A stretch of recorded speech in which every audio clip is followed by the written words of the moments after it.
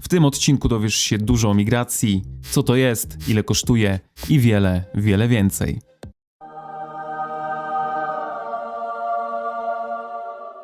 Siemaneczko, z tej strony Anioł, witam cię serdecznie na moim kanale. Dziś poruszymy temat migracji. Jeśli nie do końca wiesz, o co chodzi, albo wiesz, ale chcesz dowiedzieć się więcej, to dobrze trafiłeś, ten film jest dla ciebie. Oczywiście zanim zaczniemy, przypominam o łapce w górę i subiku, jeśli jeszcze tego nie robisz. No i bez przedłużania przejdźmy do konkretów. Migracja w Call of Dragons jest, krótko mówiąc, zmianą serwera, do którego należycie. Aby sprawdzić serwer, do którego należycie, wystarczy kliknąć w wasz awatar, no i ukaże wam się hashtag z serwerem. Ten serwer jest waszym domem, no i jako serwer walczycie z innymi serwerami. Tutaj ludzie nazywają to królestwami, jest to naleciałość z Rise of Kingdoms, dlatego te walki nazywamy KVK. Oczywiście poza okresem walk mamy tutaj okres odpoczynku, w którym wracamy na Home Kingdom, czyli nasz serwer domowy. No i dlaczego o tym mówię? Bo migrować możemy jedynie, gdy serwer, na który chcemy migrować, jest właśnie na swoim serwerze domowym. Każdy serwer na serwerze domowym jest w zakładce serwer przedwojenny. Dlatego jeśli chcecie gdzieś migrować, to musicie obserwować serwer, na który chcecie przejść. Musicie wiedzieć, kiedy dany serwer wróci na Home Kingdom. Serwery, które wróciły na Home Kingdom, są właśnie w tej zakładce serwery przedwojenne. Akurat ja dziś wróciłem na Home Kingdom, no i już jeden dzień po powrocie otwiera nam się okno migracyjne. Dokładnie otworzy się za 5 godzin i 40 minut, ale w chwili, gdy oglądacie ten film, migracja prawdopodobnie jest już otwarta. No i z tego co kojarzę, okno migracyjne trwa 3 dni, tego nie jestem pewny, ale 3 albo 5 dni, coś takiego. Dlatego musicie się spieszyć, bo tego czasu jest niewiele. Może jeszcze wspomnę tak dla początkujących, żeby wejść w okno migracji, oddalamy sobie widok gry. No i gdy mamy taką górę, taki świat, klikamy sobie to, no i mamy przegląd serwerów. Gdzie można migrować? Migrować możemy w obrębie sezonu, do którego należymy, to znaczy jeśli ja jestem w sezonie sporów, to już nie mogę migrować na młodsze serwery, nawet gdybym chciał, z tego względu, że w Call of Dragons nie możemy migrować w tył, nie możemy migrować na młodsze serwery, żeby tam pokazać, jacy to mocni nie jesteśmy.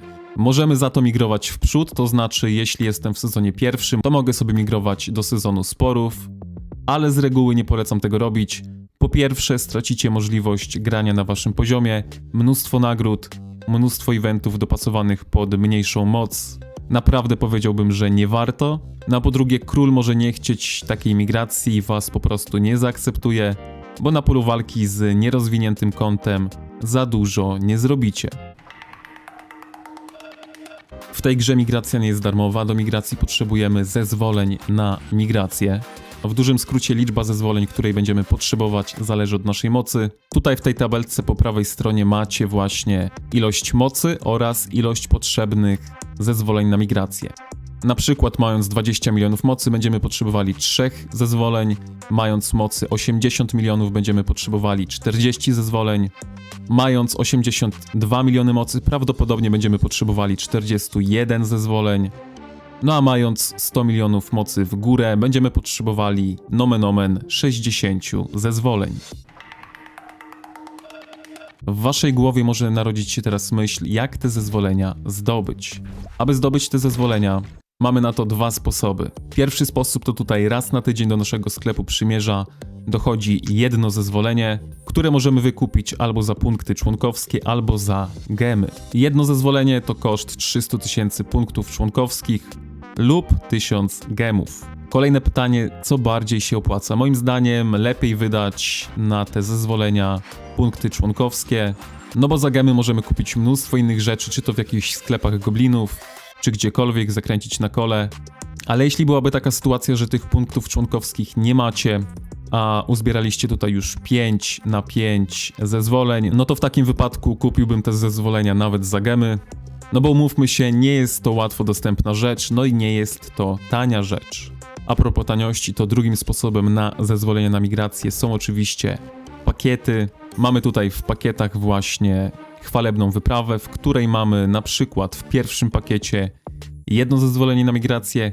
Koszt tego pakietu to 30 zł w wersji PC. Na telefonie jest to chyba 23-24 zł, ale jak kupujecie więcej, to warto skorzystać z oficjalnej strony plutomal.com.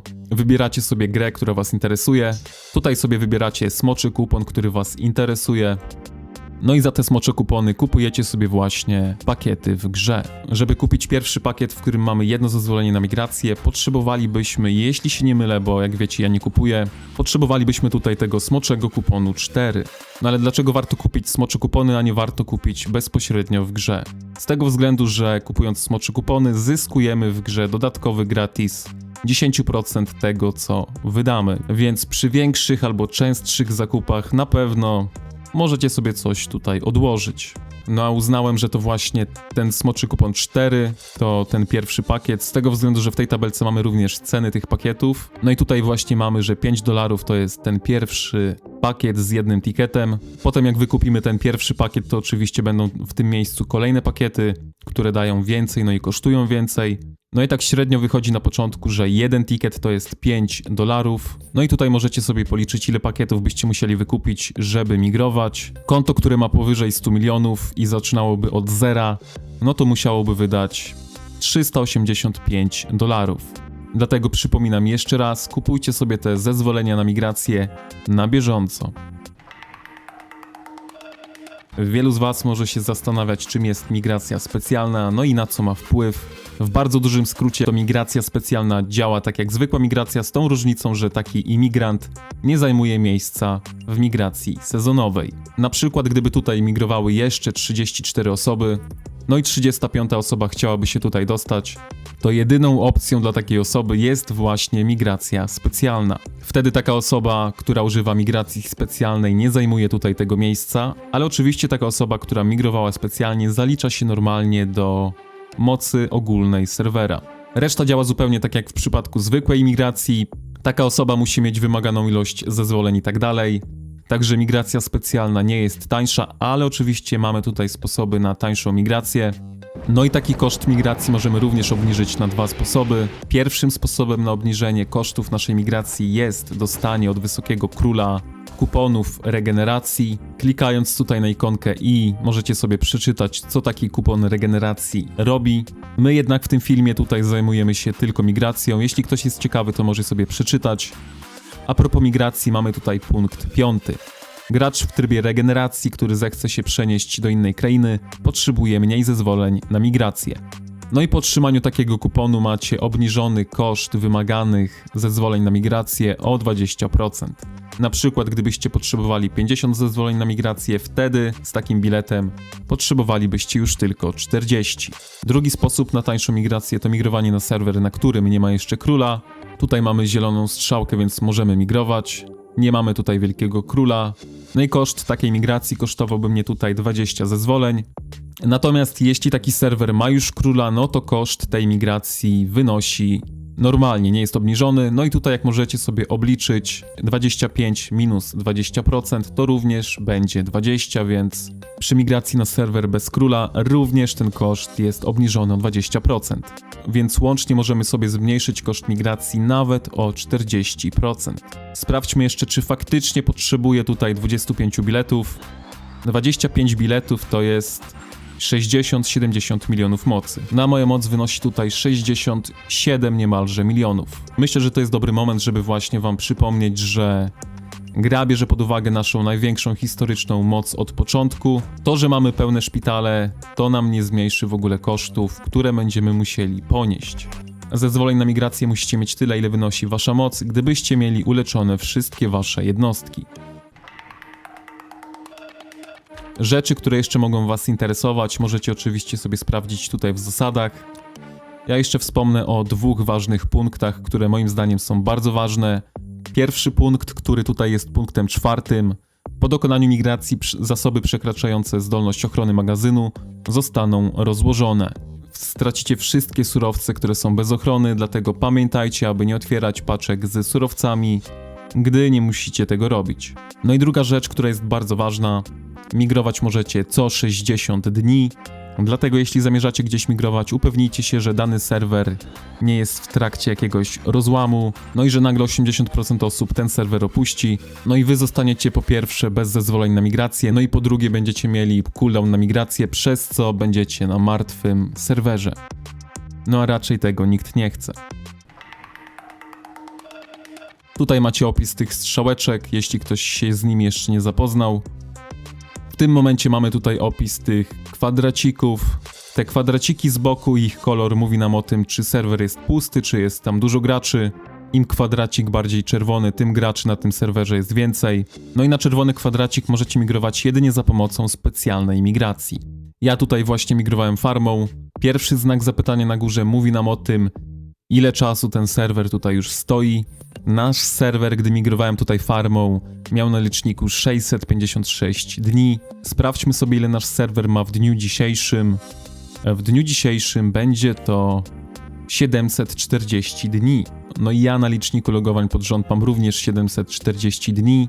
Jak wiecie, ja z tego serwera nigdy nie migrowałem, dlatego ta liczba jest identyczna. Drugi znak zapytania pokazuje nam, jakie mamy sezony w grze. No i jak pamiętacie, migrować możemy jedynie w obrębie tych samych sezonów.